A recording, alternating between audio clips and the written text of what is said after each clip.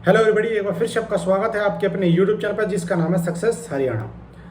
देखिए, एक बड़ा क्रिटिकल इशू कल से आ रहा है कि जो रिजर्व कैटेगरी या कुछ डीएसएम मतलब 3100-3200 बच्चों की एक लिस्ट है जिसमें कुछ कहा गया है कि भाई आपकी जो सर्टिफिकेट है वो पूरा इस डेट से पहले की है, कट ऑफ डेट से पहले की है, इसलिए आपको कंसिडर नहीं किया गया और जनरल कैटेगरी के लिए आप ओवरेज हो गई। मोस्टली का ये रिमार्क्स आ रहा है।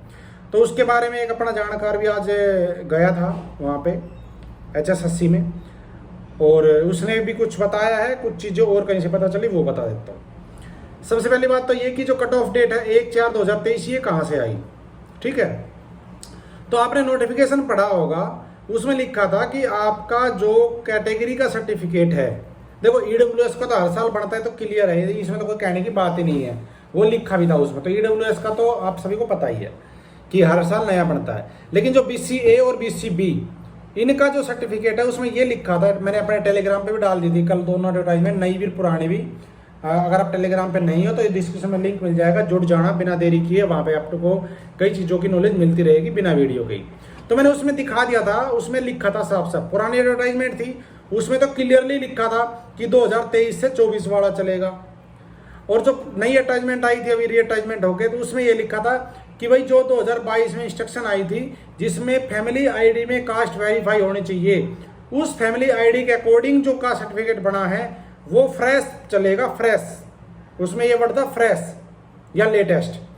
तो फ्रेश का मतलब क्या होता है? फ्रेश का मतलब होता है कि नया। अब नया क्या होता है? तो मेरी चेयरमैन साहब से बात हुई थी इस विषय पे पहले, तो उन्होंने जब भी यही कहा था, फॉर्म भरे जा रहे थे कि भाई फ्रेश का मतलब क्रीमी लेयर और नॉन क्रीमी लेयर हर साल चेंज होता है।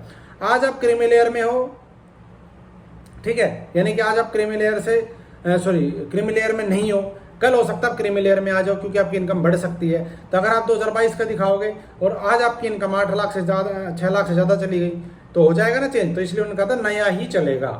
तो कुछ लोगों ने पुरानी डेट का लगा दिया था, किसी ने 2017 का, लेकिन कुछ एक का ऐसा है कि किसी का तो 2023 में 1 महीने पहले, यानी कि 1/4/2023 जो कट ऑफ डेट दिखाई है उससे 2 महीने पहले, यानी किसी का मार्च का, किसी का जनवरी 2023 का, किसी का दिसंबर 2022 का, ऐसा कुछ था। तो उनको रिजेक्ट कर दिया गया। देखो, अकॉर्डिंग टू रूल तो रिजेक्ट किया गया है, लेकिन जो आज वहाँ पे गए थे बच्चे, उन्होंने जो बताया वो ये कहा कि ये समस्या रखी उनके सामने कि ये तो गलत है, ये है वो है। तो उन्होंने कहा ठीक है चलो इसके ऊपर मैं डिस्कस करता हूँ कि अगर लीगली तरीके से ये वैलिड हुआ पॉइंट कि लीगली तरीके से हम उनको ले सकते हैं जो इंस्ट्रक्शन है उनके अनुसार, तो हम कंसिडर कर लेंगे। लेकिन अगर 1% भी ऐसा लगा कि नहीं ये लीगली तरीके से ठीक नहीं होगा तो फिर हम उनको कंसिडर नहीं करेंगे। जिन बच्चों का सर्टिफिकेट पुराना था लेकिन वो जर्नल की कंडीशन फुलफिल करते थे, सारी कट ऑफ भी, एज भी, सब कुछ, तो उनको जर्नल में कंसिडर कर लिया गया है। तो ये तो बात हो गई BCB और BCA की कि आपके ऊपर लीगल राय ले रहे हैं, आपको क्लियर हो जाएगा। अब एक आता है DSM का मुद्दा कि DSM के कईयों के रिन्यूअल सर्टिफिकेट, जो रिन्यूअल डेट है उन्होंने वो नहीं डाली फॉर्म में, उन्होंने डेट ऑफ इश्यू डाली थी। जैसे मान लो कोई डेट ऑफ इश्यू रिन्यू किसी ने नया बनवाया 2021 में डिपेंडेंट का, लेकिन हर साल रिन्यू होता है तो रिन्यू हुआ उसका बाद में, तो उसकी क्या डेट ऑफ इश्यू उसने डाली 2021, इसलिए उसको रिजेक्ट कर दिया गया कि आपकी जो डेट ऑफ इश्यू वो कट ऑफ डेट से पहले की है। तो आज वो गए तो वहाँ पर उनको पता चला हाँ भाई date of issue, date of renewal अलग चीज़ है, कि रिन्यू हर साल होता है, डेट ऑफ इश्यू एक होती है। तो उनको कह दिया आपका समाधान हो जाएगा। तो जिनका भी ऐसा इश्यू है डेट ऑफ इश्यू रिन्यूअल वाला, उनका समाधान कर दिया जाएगा, कोई दिक्कत नहीं है।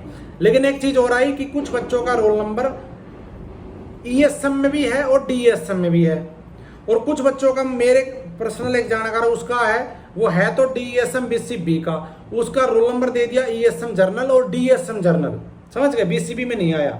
तो ऐसे केस है, उनको भी उन्होंने कहा है कि इसका भी ग्रीवेंस डाल दो, क्योंकि ग्रीवेंस का ऑप्शन है। तो ग्रीवेंस में ऑप्शन है कि short listed in different category, वहाँ पे एक ऑप्शन आता है वो ग्रीवेंस डाल दो। जिसका भी ऐसा इशू है कि जो बंदा गलत कैटेगरी में शॉर्ट लिस्ट किया गया तो वो ये ग्रीवेंस डाले, और जो शॉर्ट लिस्ट ही नहीं किया गया वो अपना ग्रीवेंस डाल दे, तो उसका ग्रीवेंस हो जाएगा। बाकी वहाँ पे टेक्निकल टीम है, आप वहाँ पे जाओगे तो भी ठीक कर देंगे। तो ये अपडेट थी आज की, जो कैटेगरी से और इन सबसे रिलेटेड जो इशू थे हरियाणा पुलिस के वो वाले। तो और जो 56-57 की 4 गुना की लिस्ट है उस पर काम चला हुआ है, बहुत जल्दी वो भी आपकी लिस्ट आ जाएगी आपके सामने। पोर्टल को आगे बढ़ाने की बिल्कुल मना कर दिया कि दोबारा से पोर्टल नहीं खुलेगा। धन्यवाद, जय हिंद, जय भारत, जय हरियाणा। तो आपका दिन शुभ हो। वीडियो को लाइक और शेयर कर देना, चैनल को नहीं सब्सक्राइब नहीं तो कर देना, और मेरा टेलीग्राम का लिंक डिस्क्रिप्शन में उसको ज्वाइन कर लो।